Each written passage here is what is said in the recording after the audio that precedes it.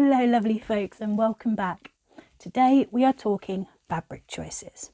In the last video we talked about the different pieces that you're going to be cutting out, and we talked about how to work out how much fabric to buy.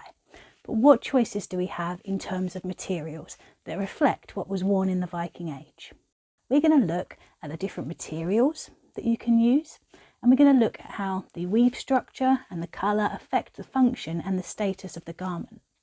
And this is with the idea to build you a simple basic kit that you can wear throughout the Viking Age and in any location and still be absolutely happy with. This kit will get you started in reenactment and it will last you for many years. Let's go.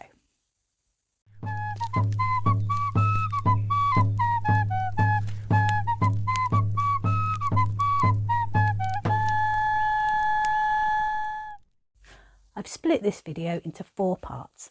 Firstly, we're going to look at the different materials that we have available to us and their properties, and then we're going to look at the different weave structures that we have evidence for in the Viking Age.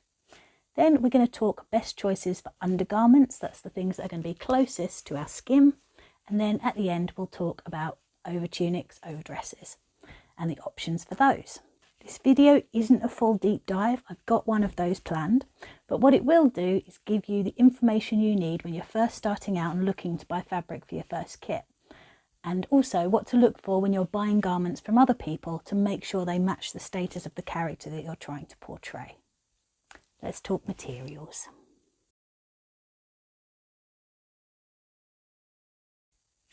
During the Viking Age, clothing was made from both plant fibres and animal fibres. And the 2 main materials that you're going to be looking for are linen and wool.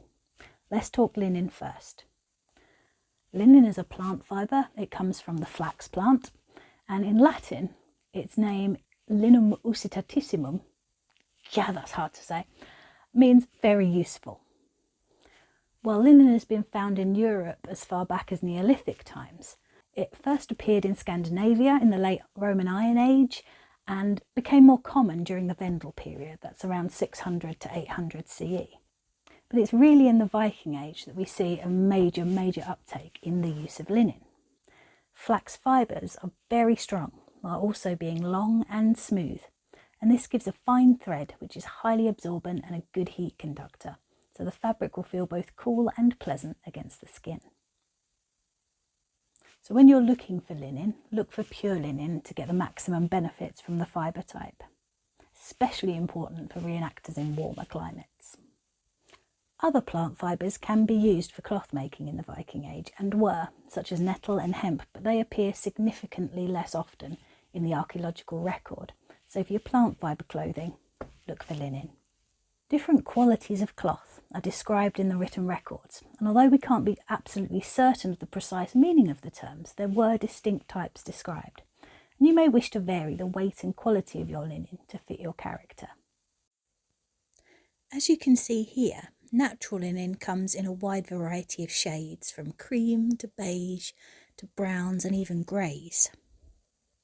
All of these colours are absolutely fine for your Viking Age kit. And this is what linen looks like when it's unbleached and undyed. Whichever colour you choose, look for smooth linen fabric. Modern linen is often made what's called slubby on purpose. You can see that effect in these pictures here. And while some natural linens will have a slight element of slubbiness to them, you want to avoid anything where it's been deliberately exaggerated to create an effect. Compare this really fine green linen to this modern dyed example. Natural, undyed and unbleached linen will have some slubbiness naturally, but a little bit is absolutely fine. Just don't go for anything too exaggerated. The other main fibre type that you're going to be looking for and working with is wool. There is a huge variety of weights and weaves that you'll find in wool that are suitable for use in the Viking Age, and we'll talk a little bit more about those later on. The properties of wool, being a hair fibre, mean that it will keep you extremely warm and dry, and even if you do get drenched, it will help you keep warmer while it's wet than other fibres like linen will. Another bonus is that if you've got pure wool and you get an ember from the fire onto you at camp, it will smoulder rather than catch fire or melt as some synthetic fibres may do. So look for pure wool when you're buying your fabric for Viking Age kit to make the most of those properties. Now, the thought of pure wool can be a little bit off-putting to people, especially if you've got some sensory issues. Don't panic. There are ways to mitigate that and make it much more comfortable for you to wear. For me personally, the thought of having pure wool against my skin is just no. But I found ways to work around it. If you've got good linen undergarments, for example, you won't feel the wool at all, and you can use linings around the cuffs and the collars to make sure that none of it touches your skin if that's an issue for you. Obviously, if you have a severe allergy, this is different to a sensory issue with wool. I am not suggesting that somebody with an allergy to wool actually puts it on. There are other options. As an aside, if anyone is interested in a video on working with sensory issues and reenactment kit, give me a shout in the comments, because it's been quite a journey for me finding what works and how I could work around these issues. So let me know if that's something you're interested in. So we're looking at working with linen and wool. As I said, there are other options, and there will be a deep dive at some point where we'll go into all the weird and wonderful extra little bits that you can work with if you'd like to. However, for now, those are the ones you need to be looking for. And in the next section, we're going to look at weaves, and that is how the fabric itself, how the fibres that have been spun are woven together to make sure that the fabric that we're buying is the correct weave for our period.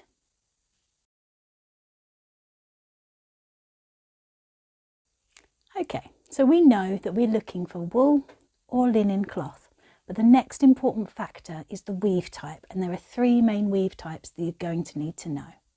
Tabby or plain weave, twills, which have a distinctive diagonal pattern, and reverse twills, which come in a few varieties. We'll go through each of them one by one. To understand these weave types and how they relate to the quality of the fabric and thus the characters that they're suitable for, you need to know a little bit about how the fabric was woven and a few terms to help you assess a fabric. We're going to talk about those now. So, here is a picture of the warp-weighted loom. This loom was used to weave fabric throughout the Viking Age, and it was used for most of the fabric that you will come across. And the design of this loom limits which types of fabric can be woven on it, and that becomes important later. When fabric is being woven, the vertical threads which hang down are called the warp threads, and the horizontal thread which passes over and under the warp is called the weft. The weave structure is decided before weaving begins when the loom is set up. The heddle rods are used to create and manipulate a gap between those warp threads called the shed, which the weft thread is passed through. After each pass, the warp threads are then rearranged using those heddle rod or rods, depending on the weave, and a distinct pattern develops. Once the fabric is complete, you'll see that pattern left by the weaving technique, and that's what we're going to be looking at. It's also helpful to understand what is meant when you see the term thread count. This refers to the number of warp and weft threads per centimetre. Most Viking Age fabrics have between 8 and 20 threads per centimetre, although much coarser and significantly finer examples have been found. Where there's a difference, the number of warp threads is given first, for example 14 times 11 threads per centimetre.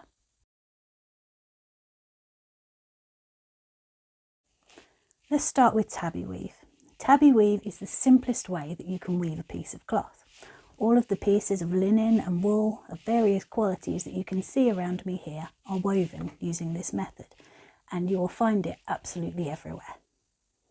In tabby weave, the weft passes over one warp thread and then under the next to the edge of the work, and the returning weft passes under the warp threads that were passed over in the first layer and over those it had passed under.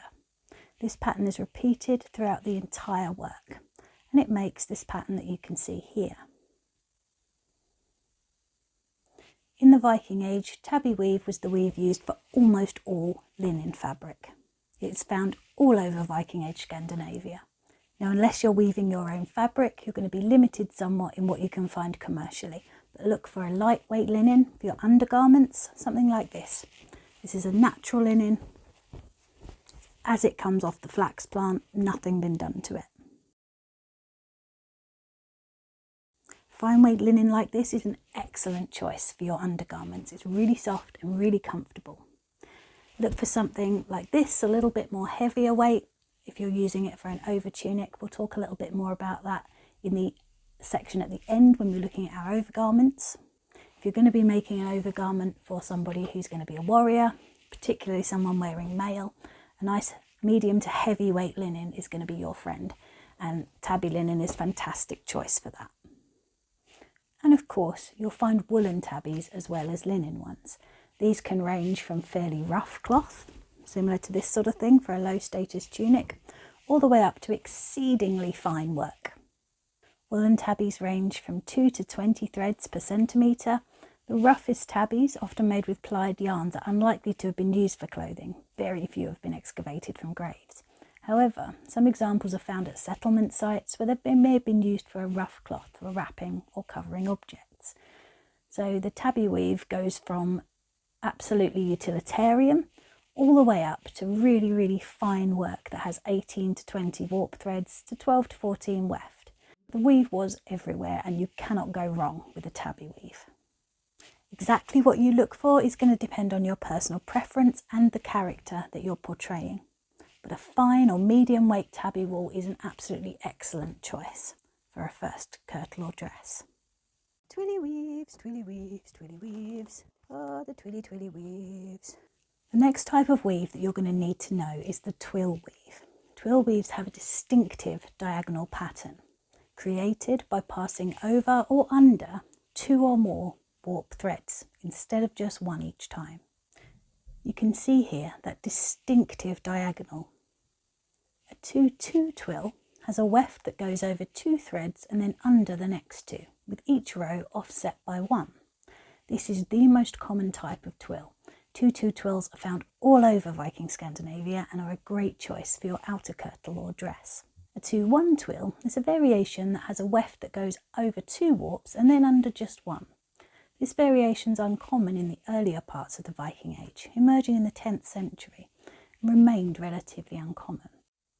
Both types of twill are suitable for your reenactment kit. Most of the twills that you're going to find when you're looking for fabric are going to be in wool. You can occasionally get a linen twill, and it's absolutely fine to use a linen twill sparingly in your kit, but generally, if you're looking at a twill, it's going to be for your woolen outer fabrics. Twills have got a little bit more elasticity, a little bit of stretch in them that you don't get with the tabby weave, so you'll often find them being used for garments that need a little bit of stretch, especially close-fitting items like hose and leg wraps. It gives the fabric a lovely drape and makes it really comfortable to wear. A woolen twill is a great choice for your outer garment for any status of kit. You can vary the status with how fine the weave is and the quality of the fabric and the colour as well. But for your first kit, something like this, which is a very plain, single coloured weave, absolutely perfect. We'll talk a little bit more about that in the overgarments section at the end.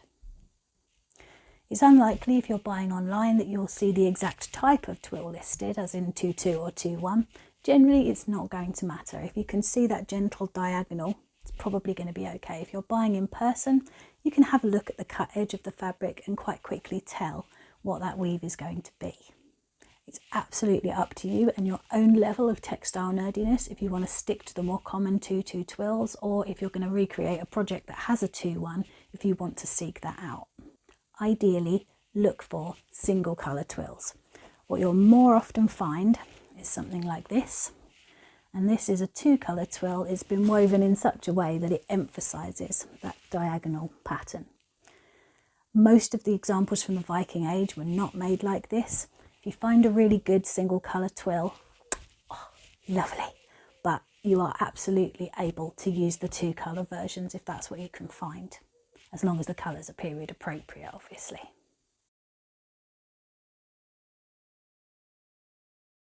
And finally, there are 2 groups of fabrics called reversed twills.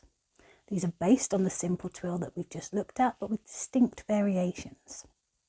These types of twill fabrics are created by regularly reversing the direction of the diagonal pattern, creating variations known as zigzag or lozenge twills.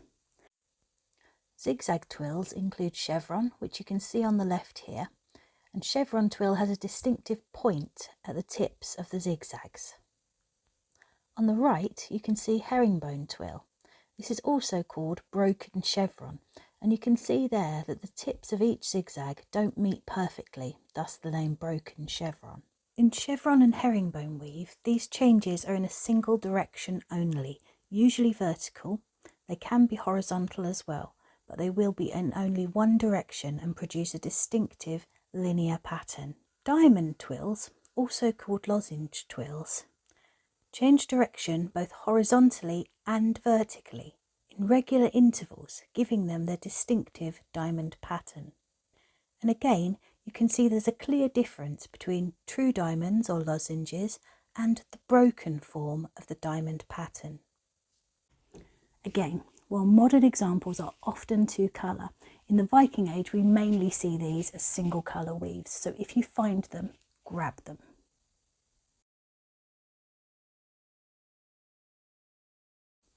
Of the so-called zigzag twills, the herringbone or broken chevron is the most common, so look for this if you can find it. Only if your character is of high enough status to have it. A weave like this shows that a lot of extra time and care has been put into making the cloth, so it's more suitable for higher status characters. That doesn't rule it out if you're a lower status character, but it's not really a good choice for the very lowest. This is an area where the dye colour used on the fabric is going to make a big difference. Something like this one is actually a two colour one, but it's incredibly subtle. It's very natural colours. Something like this is already, not only does the blue dye itself raise the status, but the weave again brings this up to a higher status garment. So for a mid-level character or a warrior, absolutely lovely. Farm labourers, not going to have something like this unless it's well patched, a hand-me-down from their lord perhaps. That's something you're going to have to decide for yourself with your character. Something like this, which is a very natural type of herringbone, would be an excellent choice if you're going to start off low status but expect to raise your status very quickly. If your aim is to be a warrior on the field, something like this can be easily dyed to a much richer colour to immediately raise the status of the garment. So, if you're making kit for a character of sufficient status, look for a fine fabric with small repeats. No less than 3 changes of direction every 2 centimetres is a minimum to aim for, although again this is hard to find at times. So repeats of a maximum of 1 centimetre wide, so 2 in 2 centimetres, are acceptable. Larger repeats than this, while possible, are not well evidenced in our period and should be avoided if at all possible. Lastly, I'm only going to touch on this briefly, we have the diamond twills. These are the fanciest of the reverse twills, and they're not something that you're going to be using for your first kit. But if you are looking to make a higher status garment, then a diamond twill, in fact a broken diamond twill, is what you're going to be looking for. Something important to remember is this diamond weave is distinctly Scandinavian in the Viking Age. We have no finds from Anglo-Saxon contexts during this period. We have some of them before, but it seems to disappear from the archaeological record and be a distinctively Scandinavian thing in our period. It's also, again, very high status. So a diamond twill weave is something you would be looking at for a very high status Viking kit. Don't panic if you've got some on your Anglo-Saxon kit.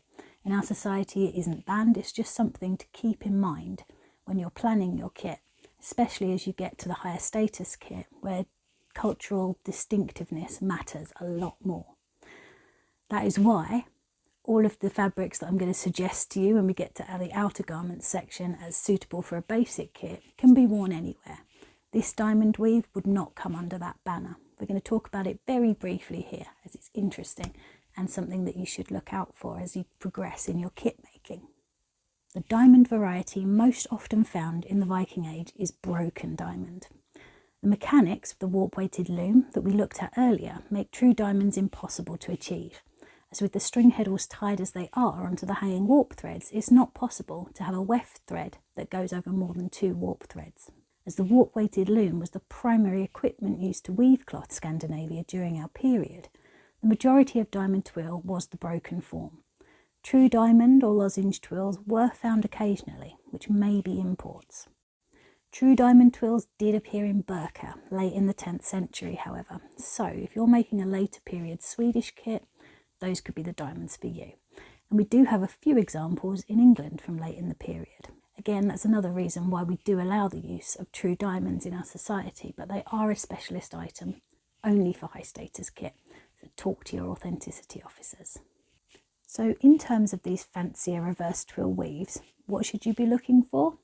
You want the broken versions. You want the broken chevron or herringbone weave, and you want broken diamonds, ideally. When you're looking to make higher status kit as you get further on in your journey, these are the things that are going to be important that you need to remember. You need to be looking for 3 repeats every 2 centimetres at a minimum. Repeats that are around 1 centimetre wide, so 2 in 2 centimetres, are acceptable, but they're not ideal. So if you find that finer weave, grab it. And remember, while most of the pictures and things that you will see are 2 colour, because that makes the weave much easier to see, the Viking Age examples are single colour. So again, a single colour fancy weave is absolutely beautiful.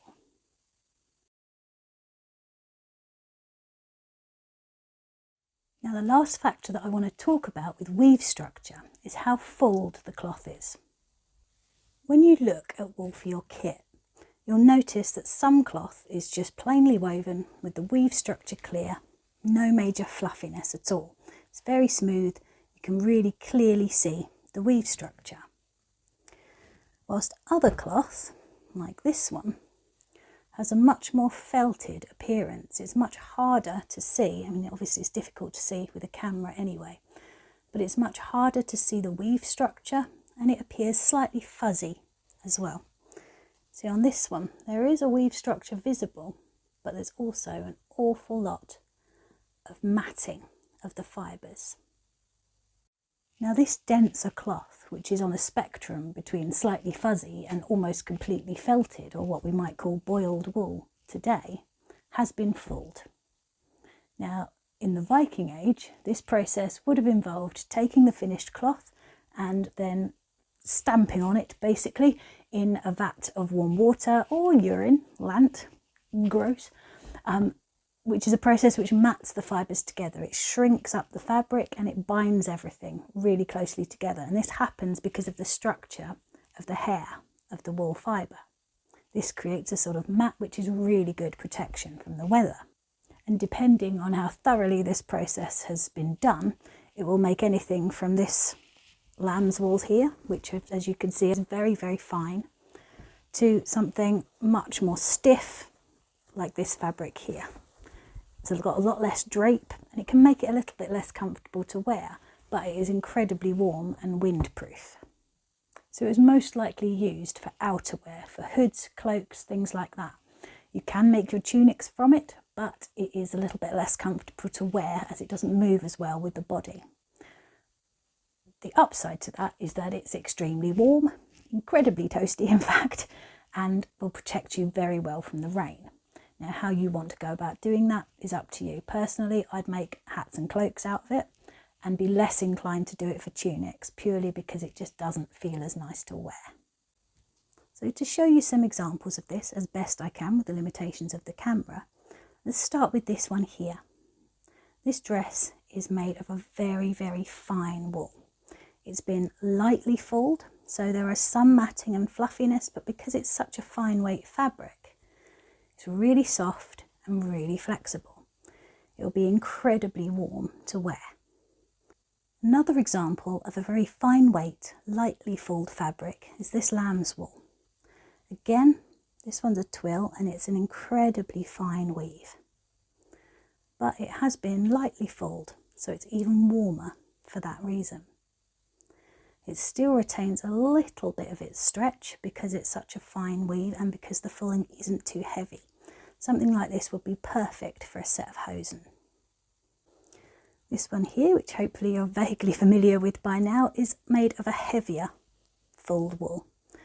It's still got its weave structure very clearly visible. That's important, and we'll talk about that more in a little bit. But this is a lot heavier and denser of a fabric. The drape isn't as good, it's a little bit stiffer to wear, but it is incredibly warm and incredibly weatherproof. This is a favourite of mine for evenings in camp or damp days, as it's absolutely toasty warm. And while it's incredibly hot during the day when the sun is out, it's brilliant for the evenings. So consider the climate that you're going to be reenacting in. If you want to go for a heavier fulled wool, it's going to be warm and you're not going to wear it on sunny days unless you're incredibly heat tolerant. So lastly, I'm going to show you this stuff. Now, with this one, you can barely make out any weave structure at all. It's just about passable for the Viking Age. What you'll often come across at reenactment markets is something called medieval broadcloth or boiled wool. And with that fabric, you can't see the weave structure at all. It's just gone. It's been so heavily felted and fulled that it's no longer identifiable as a particular weave. And you want to stay away from that. So by all means, go for something with a light fulling, but don't go all the way across to medieval broadcloth. It is not suitable for Viking Age portrayals, as the method for making it came along after the Viking Age. Now, fulled cloth is unlikely to fray. Wool is generally much less likely to fray than linen. However, the fulling process really mats those fibres together well. So depending on the level of fulling and the type of wool itself that's been used, may affect how you want to treat your hems when you come to sew those. For your first set of kit, I would go with something with a clear weave or very minimal fulling only. Leave the heavier fulling for your cloaks, your hoods, things like that, purely from a perspective of comfort and ease of movement, because the fulling process takes away any stretch or give, really, that the fabric will have.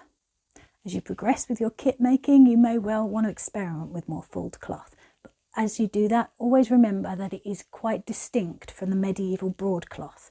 That's something that is easier to get hold of. It's widely available at reenactment markets for later periods, but it's something that you want to stay away from, that fully felted fabric with no weave structure at all remaining clear, because that is a later type of weave. Okay, so we've covered the materials and the weave structures that you can use for your Viking Age kit. But how does that translate to which works best for which item and what you should be looking for when you're making your basic kit? Well, that's what we're going to cover next. We're going to look at good choices for undergarments, and then we're going to look for good choices for your outerwear, the things that people are going to see first, and how you can choose those depending on the character that you're hoping to portray.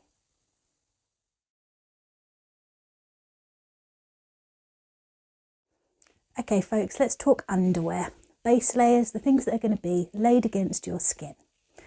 In most cases, unless you're reenacting somewhere very, very cold, you're going to want linen. Now, why is that? Firstly, linen is soft and really comfortable against the skin. It will get softer the more you wash it and wear it. And it's excellent at wicking away moisture, sweat, oils, dirt, things like that away from your skin. So it will keep you feeling fresher and smelling fresher throughout your reenactment event. Having a linen base layer also means that your outer layers, which are more often wool, are going to need washing less often. And that's important because washing in the Viking Age was a pretty brutal process. It involved a lot of force, a lot of harsh lye and things like that to get the fabric clean. So having a fabric that likes being washed, that gets softer and more pleasant to wear the more it's washed, is a very good precaution. Wool was generally more difficult to clean without excessive wear and tear, so it would more often be spot cleaned. Higher status garments, if you've seen those with embroidery on, the embroidery would have been on a separate piece and it would have been taken off before the garments were washed, because that washing process was quite violent. Now in some areas, undergarments were made of wool, especially certain Norwegian places, and Gotland as well used far less linen. A lot of their undergarments were woolen. Wool is an option, especially a light fine wool. However, for your first kit, you're going to be going for linen, and you're going to be looking for a nice natural linen. Natural linen comes in various shades of beige, brown and grey. When it's processed, all of these here are natural linens that haven't been bleached or dyed. So let's have a look at some of the options behind me. So for your first kit, go for something like this, natural linen, unbleached and undyed. As I said, natural linen can be a variety of shades, from a pale beige to more of a brown colour like this one, and even much more grey than that as well. Now, while these would have naturally lightened over time with washing, because it was so vigorous and because they were dried in the sun, which has a natural bleaching effect, they would have got lighter over time anyway. However, if you want to be making an undertunic for a very high status character, you might want to go with something a little more like this. This is a much more even colour, it's much lighter, and it's more indicative of a high status because they could afford to have their linens absolutely thoroughly whitened in the sun. They didn't get as dirty, and they would have had somebody to do that cleaning process for them. So if your character is a higher status, you can go for something like this. Over time, even something like these will lighten quite significantly, but there is still a bit of a difference between, and I'll show you this with the dresses in a moment, between what we see as a modern optical white and a naturally sun-bleached look. Now, you can subtly vary the status of your garments in a few ways, even when working simply with natural linen. Example here, we've got a little bit of coloured cord as a tie at the neckline. This one here has no tie, it's finished with a rather nice brooch. Again, it's a slightly higher status garment. Now this one over here is in fact an undertunic. However, it is a much more high status undertunic. Not only is it a twill weave linen, but it has been lightly dyed with this pale yellow, and it has an awful lot of decorative stitching around the neckline here, reinforcing those seams. Now the original one of these was actually made in wool. I've chosen to make mine in linen because, as I've said before, me and my skin do not agree with wool very much. It's not pleasant. So for me, choosing this weave, choosing the slightly higher status fabric, is my way of mimicking the higher status of that woolen undergarment. It's based on the find from Shoulderham, and it's my interpretation of that. However, it is still an undertunic. Bear with me 1 minute and I'll get out some dresses to show you some more things to bear in mind. Same again, except this time these are dresses, and there's a few elements of these that's worth talking about just before we move on. So on this one here, what you can see is patches. This would be a fairly low status underdress. It's been patched, it's been repaired, and it's got extensions on the bottom. This is a child's underdress where they've grown, absolutely acceptable for very low status characters. Take note of the patches. Even though this is a lower status garment, it's well patched, it's well taken care of. Just because you're making a low status kit does not mean you wouldn't be taking the absolute best care of the fabric that you could. Especially for low status kit, those garments would be precious. You wouldn't have very many, you're going to look after them. Just quickly look at a few more ways that you can play with status with your undergarments. This one here has got a little bit of coloured trim, both on the cuffs and on the hem. Did have some around the top, but it annoyed me, so I took it off. This one here is one of my favourites, but it's a prime example of why you make your undertunics first, because if you look along this monstrosity of a side seam, it's absolute chaos, but nobody ever sees it because it's underneath everything. So if you are particularly nervous with your making your kit, do your undertunic first, because then if it all goes a bit wrong, nobody's going to see the bits you've had to correct because you have your overtunic over the top. Now, having a little look at this one, although it hasn't got any trim on it, it's actually an even higher status garment. This is my high status Anglo-Saxon dress. And it's that because, first of all, you can see the excess length in the sleeves here. These are worn ruffled up at the wrists. You've probably seen these in some videos before if you've watched a few. This is a classic later Anglo-Saxon style. This dress also has additional gauze popped in the front. And if I hold this out, you can see just how flipping enormous this thing is. There is a huge amount of fabric here. To have a dress with that much excess fabric, especially as an undergarment where few people are actually going to see it, is a sign of wealth. Lastly, this is my ecclesiastical underdress for my nun kit. It's much, much brighter. The brighter, purer white is used for ecclesiastical garments. It's a sign of holiness. It's also a sign that the monastery is sending out its people dressed in their very best. That one's got a round neck. It's quite distinct from the others, which are all keyhole necks. That's another feature of ecclesiastical kit, because you wouldn't have been wearing brooches to hold your neckline together as a nun. That's very niche. You probably don't need to worry too much about that. So, what's my advice for your first under tunic? It's one of these, whether it is knee length for a warrior kit or full length for a dress. You're going to pick some nice natural linen. You're going to make a tight fitting keyhole neck close to your neck, firstly because it's better sun protection. It's going to keep you from burning in your chest area. Culturally, one didn't show one's chest, especially if one was a man. Showing one's chest was not the done thing, so you want it nice and close to your neckline. That's what you're going to make. Sleeves that come to about there, just to this bottom line of the thumb there. Make one of those, you can't go wrong. You can wear this with any status kit you like. You might only ever make one. I don't advise only ever making one, because having a spare is very handy, especially if you're at a long show. But if you make one like this, you'll be able to wear it whatever status your kit. It will work for anything.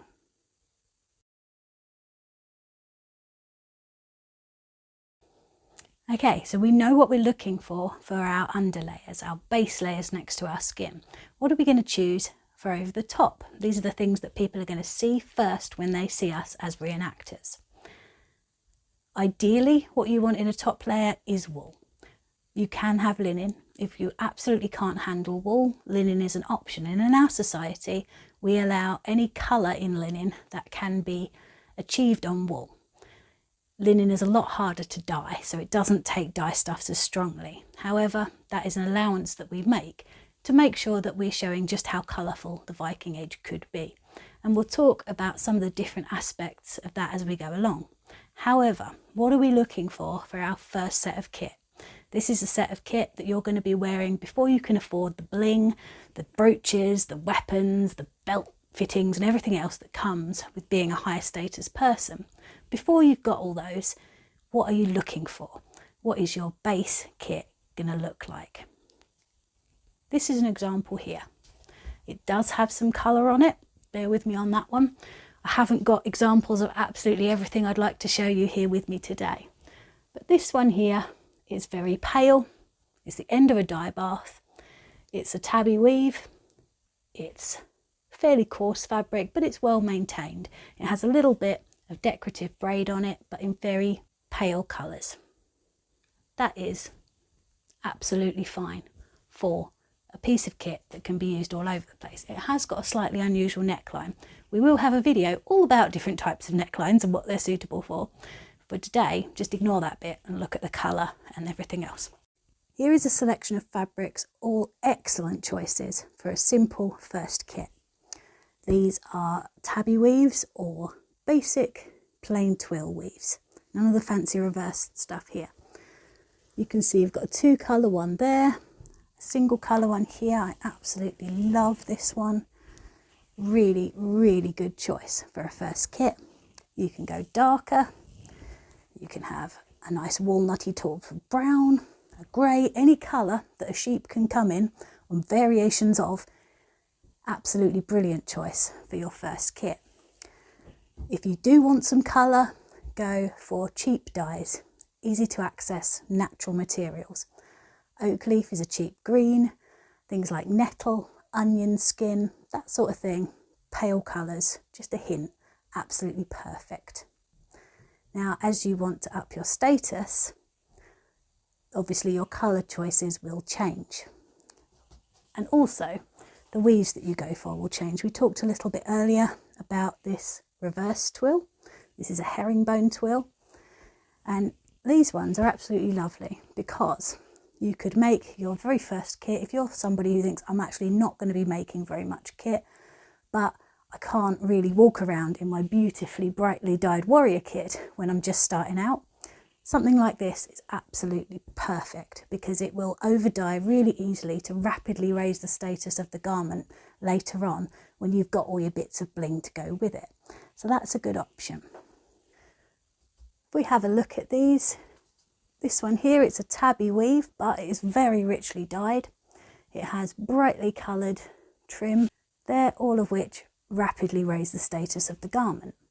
This one here is madder dyed and it has some tablet braid trim on it. You could add that on the cuffs and the hem as well. Immediately that would raise the status to a garment that a warrior would be absolutely perfect in on the field. This one here is an example of linen which has been dyed to a shade most likely achievable on wool. This is a very high status kirtle. It's trimmed with silk. This isn't something you're going to be making straight away, but it is something you could aim for if you were going for portraying an extremely high status character. I'm going to do a quick change, be back with some dresses and a few more bits to talk about. So we've got a selection of dresses here. Again, this one here, absolutely perfect for a basic kit. It's made of a very fine plain twill. It's single colour, absolutely gorgeous. If you turn up on the day of your kit check with fabrics such as these, the Authenticity team will be really happy. Something like that is a really good choice, whether it's as a tunic or a dress. For those of you who are absolutely desperate for a little bit of colour, look for pale colours, the end of dye baths, very subtle colours for your first kit. There is a whole world of options of colour to explore once you start making higher status kit, but having something basic made out of something like this or something like this. Having these are going to stand you in really good stead, which is why I'm making a dress out of this one as part of this tutorial for myself, because I didn't make myself any basic kit. I went straight into the fancy stuff and actually I regret it now. I would really appreciate having something simple that I can just throw on when I don't want to be particularly glamorous. So some options for increasing the status. Obviously this is a green, it's obviously dyed, but it is a less expensive green than this one. This one can only be achieved by over dyeing. So this would have been done with wode and weld, so 2 lots of dye stuff to achieve a colour that rich. This is also a herringbone weave as well, which raises the status of the garment even further. This one, as you can see, it has some nice little bits of trim on it. They're not particularly dark or expensive colours. However, they do show that that person has a little bit more wealth to invest in their clothing. Something like this, a really richly dyed blue, very expensively dyed red trim on it. Again, much higher status. And we move over to something like this. Now this is a linen.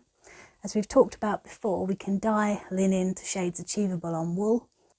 In our society, if you are working to different societies' rules, please check those before you make your kit. Every society is a little bit different on what they'll accept. So if you're looking to portray a higher status character, obviously this one, it's got 2 colours. It's got contrasting trim at the cuffs, neckline and on the hem, and it also has this very fine braid work added all the way over at the neckline, cuffs and hem. So that's the higher end of the status up here. We're coming back down to this end for our basic kit. And again, it's important to remember that this simple kit would be well maintained. It's going to be carefully sewn, it's going to be patched if it's damaged, and you would absolutely not ever expect to see unhemmed edges or bits of damage left unchecked. This one here, another example of a simple dress with a few little extras that raise the status. It's a beautifully dyed green, again quite a rich expensive green there, and it's got different colour ties as well, just to add a little bit more bling. But again, these are all very similar in cut. I haven't yet made myself an overdress that's got the extra gauze in it, but as we saw with the underdress, if any of these had the extra gauze in the front and back, the extra fabric cost would again add to the status of the garment.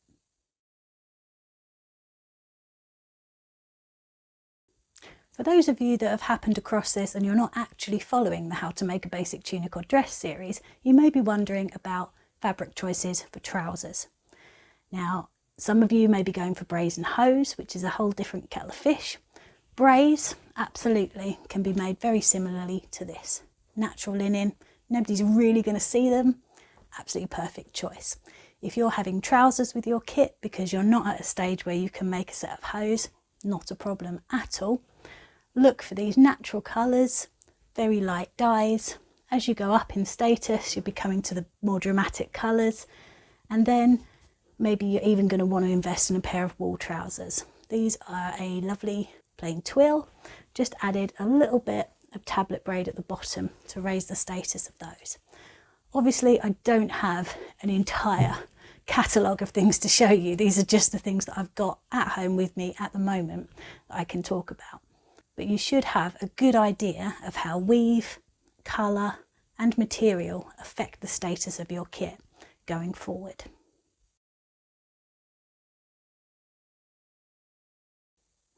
Okay, so there's been quite a lot of information in this video. Thank you for bearing with me. The TLDR is, for your first basic kit, the thing to get you out there and get you going to shows, these are the fabrics that you need to look for. For your under tunic, a lovely natural tabby linen. Plain weave, nothing exciting. This in itself can be absolutely beautiful. And if you go for something like this, you can in fact wear just this while you're getting started. It's not advisable to do that for too long, but if you just need to get yourself out to a show, make yourself something like this. Lovely. Then, once you've finished that and made any mistakes you're going to make when making that, you can make yourself an overkirtle, an overdress. Something like this. Absolutely gorgeous, twill weave wool, single colour, perfection. If you can't find single colour, two colour is absolutely fine. Go for something neutral, natural, sheep colours, greys, browns, that sort of thing. If you absolutely cannot wear wool, wearing a linen over tunic is absolutely fine in our society. Again, your society may have slightly different rules. You may decide that you absolutely don't want to wear linen over the top. We do have some evidence of linen over garments, so it's perfectly possible. However, generally wool was worn. If you're going for linen for a low status character, look for something either plain natural linen in a slightly heavier weight, perhaps than your under tunic, or you can go for something like this, which is a walnut dye on linen. Very subtle colour. And there are a few other pale colours that are easy to access, cheap dyes that are good options for that. And we can have a little bit more of a look at that in a deep dive one day. If you're making this set of basic kit just to get you going and your ultimate aim is to portray a warrior and you want to go for something that's very easy to upgrade, get yourself some plain herringbone. Something like this. Ideally one colour, but again, if you can't find it, two colour is fine. But going for something really neutral like this will mean that you can very easily over dye it when you want to raise your status later, once you've got all your weapons and bling sorted out. These are the fabrics that I've chosen to make my set of low status kit. It's what I'm going to be working with as we work together over the coming weeks to go step by step through the method of construction for these garments. I've left some references in the description for this video if you're interested in any further reading, so go and check that out. And if you've got any comments or questions, pop them down in the comments section or come and find me on Facebook. Our next episode is going to be all about checking the fabric you've bought and prepping it ready to cut. Really important step. So until then, have a wonderful day and I will see you soon. Bye.